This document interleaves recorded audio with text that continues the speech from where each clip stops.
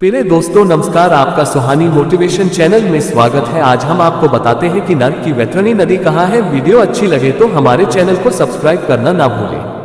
आखिर कैसी है यमलोक के मार्ग में पड़ने वाली वैतरणी नदी? बीच में इन यातनाओं से गुजरना पड़ता है।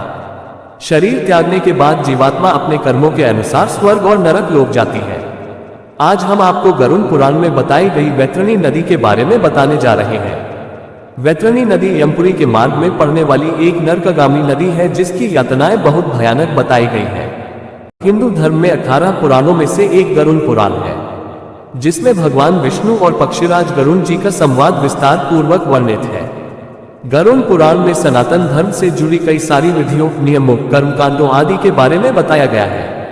इस पुराण में जीवन और मृत्यु का अटल सत्य भी बताया गया है, और इसमें यह भी बताया गया है कि मृत्यु के बाद जीवात्मा जब शरीर त्यागती है तो उसे स्वर्ग और नरक लोक की प्राप्ति कैसे उसके किए गए कर्मों के अनुसार होती है। आज हम आपको इस गरुड़ पुराण के अनुसार वैतरणी नदी के बारे में बताएंगे। यह नदी दुष्ट और पाप कर्म करने वाले लोगों के लिए अति भयानक है। इसे पार करना मृत्यु के कष्ट से भी कई गुना अधिक कष्टकारी है। लेकिन सभी के लिए यह वैतरणी नदी इतनी कष्टकारी नहीं है। अच्छे कर्म करने वाली जीवात्माओं के लिए यह शांत और सरल है।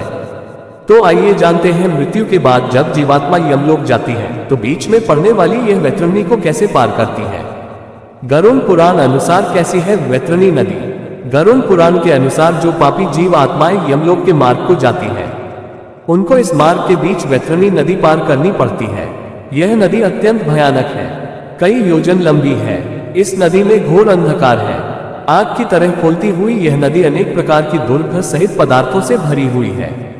लाल रक्त से रहित इस नदी को पापी जीवात्माएं पार करने से घबरा उठती हैं। जिन लोगों ने जीवन भर दूसरों को सताया है, चोरी की है, मदिरा शराब पीना का सेवन किया है, गुरुजनों का अनादर किया है, गलत कार्य किए हैं, गरीबों का हक मारा है, माँ बाप का अनादर किया है, गृहस्थ जीवन में रहते हुए पत्नी या पति से छल कपट किया है, मित्र के साथ धोखा किया है, दान पुण्य नहीं किया है, वेद शास्त्रों को पाखंड कहा है, देवताओं का अनादर किया है, निर्दोष जीव जंतुओं की हत्या की है और मांसाहार किया, पूजा, यज्ञ, गौदान जिसने नहीं किया है आदि अनेक प्रकार के पाप कर्म से रहित ऐसे लोगों को मृत्यु के पश्चात इस वैतरणी नदी को पार करना पड़ता है। इस नदी में यमदूत पापी आत्माओं को यमपाश से बांध कर ले जाते हैं। पापी मनुष्य कई बार इसमें डूबते हैं। इस नदी में मौजूद सुई की तरह बड़े बड़े नुकीले दांतों वाले सर्प पापी आत्माओं को डंसते रहते हैं। बड़े बड़े पैने दांतों वाले गिद्ध पापी आत्माओं को नोचते रहते हैं। पाप कर्म करने वाली आत्माएं इस नदी को पार करते समय रोती बिलखती रहती हैं। किसी को यमदूतों के यमपाश से बंद कर कील से खींचते हुए यह नदी पार करनी पड़ती है, तो किसी को डूबते डूबते। इस नदी में ऐसी भयानक स्थिति में पापी प्राणी नरक की यातनाओं को सहते हुए कई बार बेहोश हो जाता है। फिर होश में आकर जोर जोर से चीखता बिलखता रहता है।